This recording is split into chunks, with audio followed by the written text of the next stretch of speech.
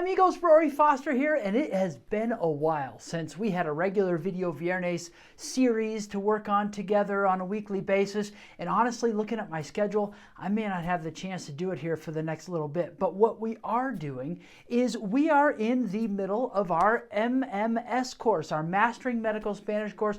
We offer it twice a year, and we're in our winter session right now, and after every class, the teachers and I were talking about common mistakes students are making in the class or common questions they have. And so that's what we're going to do. We're going to share some consejos rápidos with you, some quick tips from the MMS course. I hope you enjoy them. The first one today is ser with profesión, talking about your profession.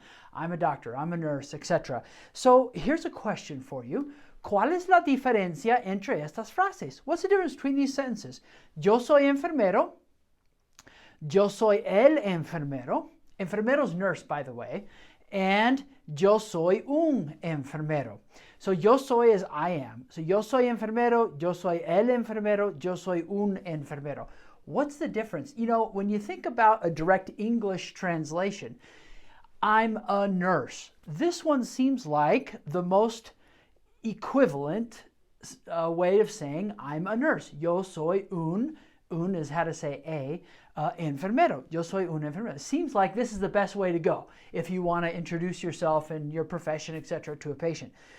But it's not the most common way to do it in Spanish. In fact, we're going to look at each one of these and we're going to find out that just yo soy enfermero is the best way to do it. Here's some examples. We just want ser with your profesión.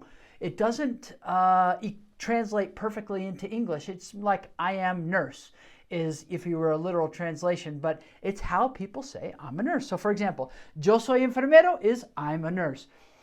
Let's just change the subject. Él es médico. He's a doctor. Okay? Or ellas, they, women. Ellas son radiólogas. They're radiologists. Okay. Here's how you do it. Just ser with profesión. You don't need el, la, or un, nada. If you're just introducing yourself or just saying, yeah, I'm a whatever it might be, yo soy with the profesión.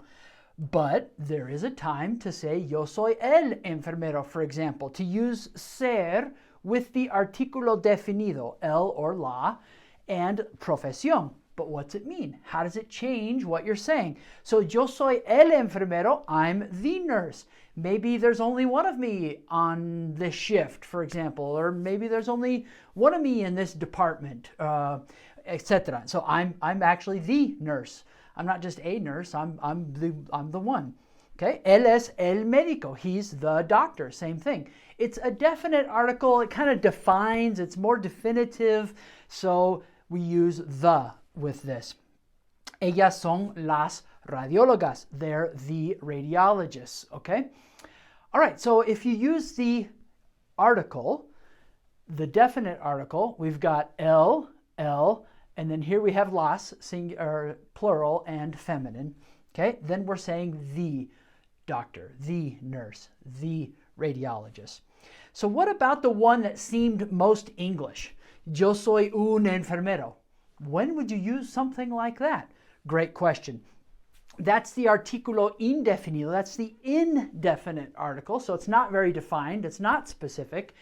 With the profesión, in this case, we're going to add an adjective at the end. So like, I'm not just a nurse, I'm a good nurse. I'm not just a doctor, I'm a smart doctor. Or you know what I mean? So we're adding an adjective to it. Let's look at some examples.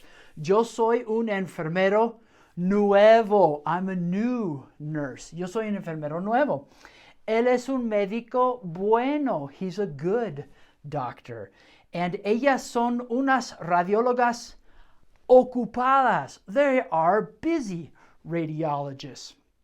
Okay, so if you're going to say un or una or unos or unas, the indefinite article with your profession, then you'll also add an adjective. Okay, that's our quick tip for today. If you've got preguntas, post them in the comments section below. We'll be glad to get them answered for you.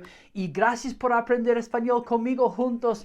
Realmente mejoramos comunidades. Hey, if you learned something today and if you want to get more of these quick tips, make sure you subscribe to our YouTube channel so that you get the updates when these go live. All right, para más español, head over to the website, commongroundinternational.com.